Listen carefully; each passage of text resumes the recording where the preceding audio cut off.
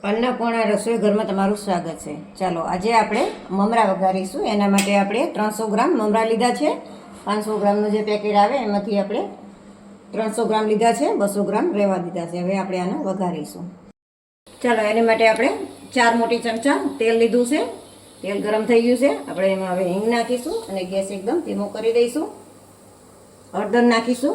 હળદર આપણે એક આખી મોટી ચમચી ભરી નાખવાની છે। બંને વસ્તુ મિક્સ કરી દઈશું સરસ। હવે આપણે જ્યાં મમરા છે એ નાખીશું।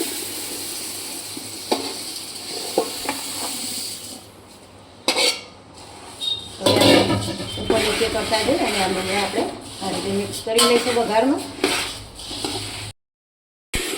આ રીતે આપણે 2 થી 3 મિનિટ માટે શેકી લીધા છે।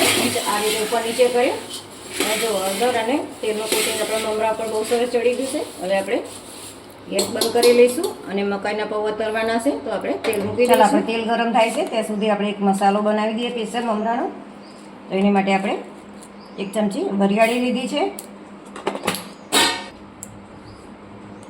અડધી ચમચી આપણે સંચળ લીધો છે, 1 ચમચી આપણે ચાટ મસાલો લીધો છે, 2 ચમચી આપણે ખાંડ લઈશું। ખાંડ તમારે જે રીતે જોવો એ પ્રમાણે લેવાનું।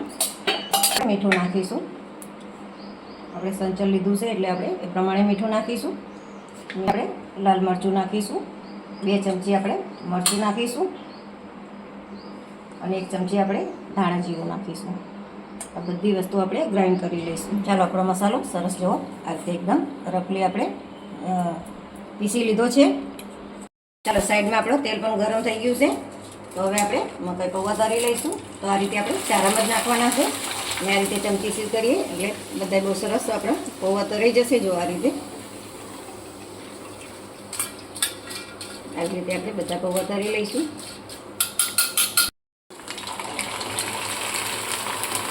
જો પહેલી વાર મેં તર્યા હતા એ ઓછા તર્યા હતા કારણ કે તેલ આવ્યું હોય ના આવ્યું હોય। આ રીતે આપણે કરીએ ચમચીથી એટલે બધા તરાઈ જાય છે।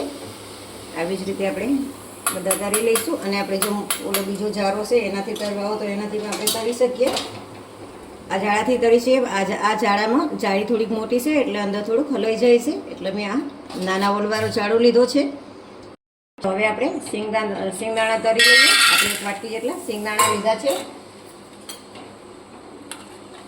શિંગદાણા થોડાક ફૂટવા માંડે ત્યાં સુધી આપણે થવા દઈશું। ચાલો આપણે શિંગદાણા જો ફૂટી અને બધા એકદમ છૂટા પડી ગયા છે। હવે આપણે આ શિંગદાણા પણ આ મમરા ભેગા જ નાખી દઈશું। હવે આપણા લીમડાના પાન લીધા છે 10 થી 12 નંગ। હવે આપણે એ નાખીશું। એ નાખી અને બહુ ધ્યાન રાખવાનું કારણ કે એમાં પાણીનો ભાગ હોય છે એટલે તરત તળતવા માંડે છે। ચલો આપણે લીમડાના પાન પણ જો સરસ ખખડે એવા તરાઈ ગયા છે એ પણ આપણે અંદર નાખી દઈશું। ચલો હવે આપણે આમાં ચેવડો નાખીશું। એના માટે જો આ રીતે આપણે જે તૈયાર ચવાણું આવે છે એ નાખીશું। એ તમે તમારી રીતે નાખી શકો છો। હવે આપણે સેવ નાખીશું। આ બધું નાખવું ઓપ્શનલ છે, તમારે જો નાખવું હોય તો જ નાખજો। મારી જોડે અવેલેબલ હતું એટલે મેં નાખ્યું છે આ બધું। હવે આપણે જે આ મસાલો બનાવી અને રાખેલો હતો એ નાખીશું। મસાલો આપણે આના માપનો જ બનાવેલો છે એટલે આપણે બધો મસાલો નાખી દઈશું। હવે આ રીતે ઉપર નીચે કરી અને બધો મસાલો આપણે મિક્સ કરી લઈશું। આ રીતે આપણે ઉપર નીચે કરી અને બધો મસાલો અને બધી વસ્તુ મિક્સ કરી લઈશું। આમાં તમે કોઈ પણ ટાઈમે ખાઈ શકો છો। સવારે ચામાં, સાંજે નાસ્તામાં, ગમે ત્યારે આ બનાવેલા હોય તો ગમે ત્યારે ભૂખ લાગે તે લઈને બેસી જવાય। આ મમરા તમે કોઈ ચાટમાં નાખી શકો, ભેળ બનાવી શકો, કોઈ પણ વસ્તુમાં મમરા બહુ સરસ લાગે છે। તો તમને આ રેસીપી વિડીયો ગમ્યો હોય તો લાઈક કરો, શેર કરો અને સબસ્ક્રાઈબ કરવાનું ભૂલતા નહીં।